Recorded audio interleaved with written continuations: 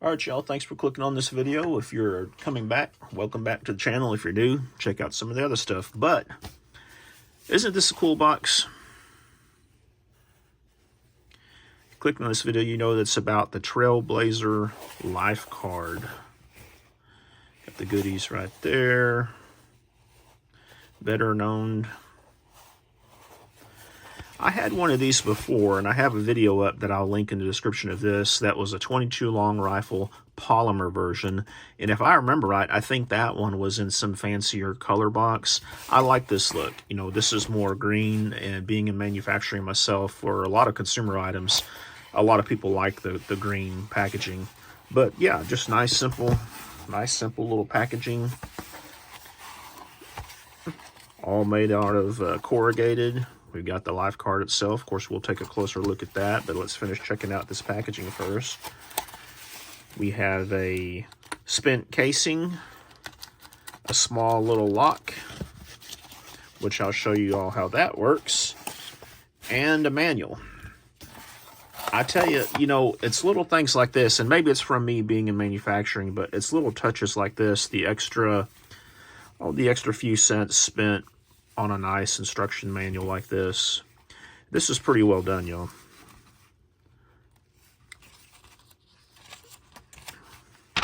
They got good, clear drawings, good descriptions, things like that.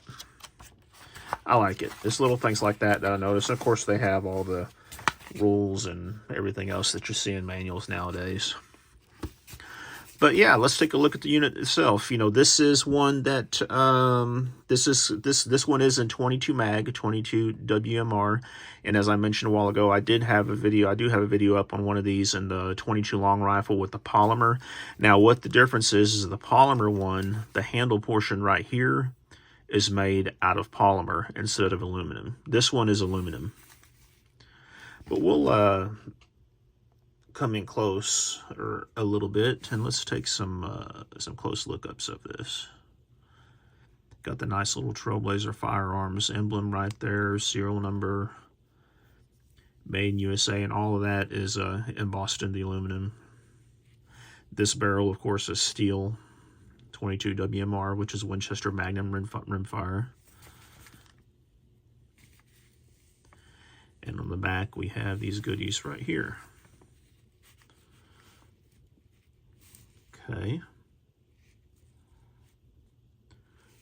Okay, so very well constructed, very nice quality. And kudos to them for doing this in the USA. Got the little sight groove right there. Now, if y'all don't know how this works, let me kind of break it down to you. On the handle part right here, you've got a grooved sliding switch on both sides. And the way it works is you pull this towards you, and then this unlocks the handle. And it doesn't click open. You might have barely heard that click. It's not a real tactile click, but it does click open. And once it clicks open, it will not fold up. Now this will expose the trigger right here that lets you fire this thing. Now, of course, we are empty, and you can see it does have a sleeved barrel. But the way it works is you would load around into here, close it, pull this back to cock it all the way. You pull the trigger, boom, it fires it. Now, I will note too that when it is fired, you'll see that it does slide down a little bit further, okay? This means the hammer is all the way down on it, and in that position, you can't close it. What you have to do to safely close it, it has to be put back into a half cock position, which is right there. And you can see that trigger popped out a little bit. Now, Trailblazer does say in the manual, I believe, I'll double check that before I post this video. As a matter of fact, you know, let's just look at it.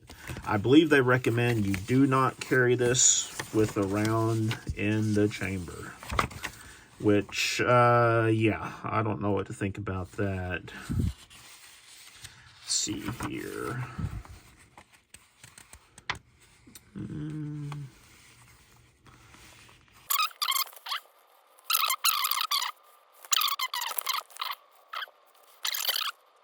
So here it is right here. Do not carry the pistol with a live cartridge in the chamber. Basically what they're saying is that this half cock, in their determination, won't be safe enough. If this were to be dropped, I guess there's a chance that the half cock could fail, and as a result, you know, you might have a negligent discharge. I don't know, to be honest with you. You know, it's up to you if you want to carry it with a round in there or a round not in there. I won't tell you all the way I do it, but you know, I don't want anybody to follow my lead or anything, because I'm not an expert on this. I will say that I always recommend, when in doubt, follow the manufacturer's recommendations on these things. But yeah, this is a cool little gun. Now let me show you something else on it. When it's unfolded, you also have a little compartment here that you can slide open, and you can keep 3 extra rounds in this case of 22 mag. Now I notice that you do have to stack them alternating. Put one in there that way, one this way, and the next one that way. And these are the CCI, Spear Gold Dot versions. But yeah, you can carry a few extra rounds with you too. What's the practical application of this? I don't know, y'all. I mean, I talked about this a little bit in my video before. I mean, there might be some application where this would be all that you can carry, and I will admit, a gun is better than no gun, even though if it's a single shot and requires several actions to get it into play. It's definitely better than nothing. Now, is it better than North American Arms, like a little 22 revolver? Well, I mean, that's a tough call, but what we'll do here in a second is we'll take a look at some size comparisons. I can bring this one out right here just for a quick look. Single shot 22 Magnum, 5-shot 22 Magnum. To activate this, it requires a few steps. You have to click this open, you have to pull this back, and then you fire it, and then you can click it open to reload. For this one to get going, you just start cocking the hammer and pulling the trigger. It is a single action. But this one's smaller. I mean, you can see this one has a pretty big size butt that hangs out there. It's more narrow. You can see the cylinder on the North American Arms is slightly wider than it. Let's take a look at a weight real quick. And this is a pug. You know, North American Arms does make smaller versions. Of course, they make a standard 22 mag, which probably weighs a little bit less than a pug, but not by much. But let's put the put this in ounces. We'll put the pug on there first, coming in at 7.4 ounces loaded. The LifeCard, 6.8 ounces, is not loaded, but if you did choose to carry one in the chamber, and then this is with the 3 backup rounds too, it takes it up to 7 ounces. So you've got what, 0.4 ounces difference between the two. Yeah, it's every little bit helps when you're talking about weight like that, but 0.4 ounces is a little bit negligible in my opinion. But I can see where this could have some advantages. You know, maybe you have a small pocket that this will slide into. Maybe you're in a situation where if someone sees the outline of a real firearm, it's going to freak them out. And this, they'll kind of like, well, what is that type thing? Because I can tell you the average non-gun owner will probably look at this. And I mean, I'm sure they could eventually figure it out. But at first glance, you know, you don't know what it is. It looks like some type of a tool or a multi-tool or something along the lines of that. And for those of you who don't know, the profile of this is the same size as a credit card. Now, I don't have a credit card handy to show you, but it is the same size. But we'll do another test that I've done before.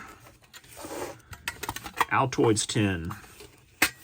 I'm going to tell you right now, it won't fit. I can jam it down in there, and I could possibly scratch it and get it to fit, but it does not fit. I'm sure I could just pop it down in there and get it in, but it does not fit from the factory into it. You can probably modify this Altoids 10, just bend out these corners a little bit and bend out the lid accordingly and get it to go. But I tried it with 2 different 10s and I had the same result. So it will not fit an Altoids 10. Of course, if you checked out my video on the North American Arms 22 short, you'll see it doesn't fit either. And of course, the pug is definitely not going to fit. But I do have something that goes with this one. This is a nice little accessory. This is a leather magnetic case.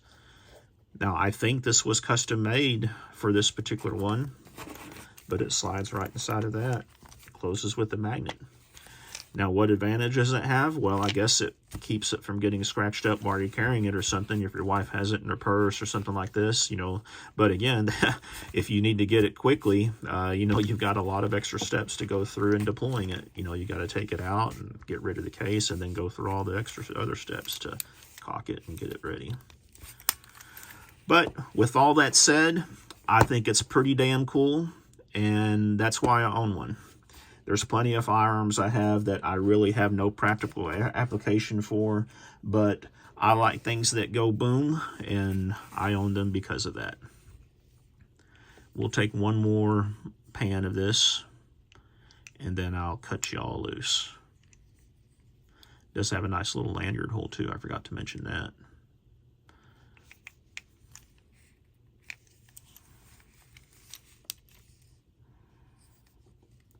It's nice they have the Trailblazer Firearms, Fletcher, North Carolina.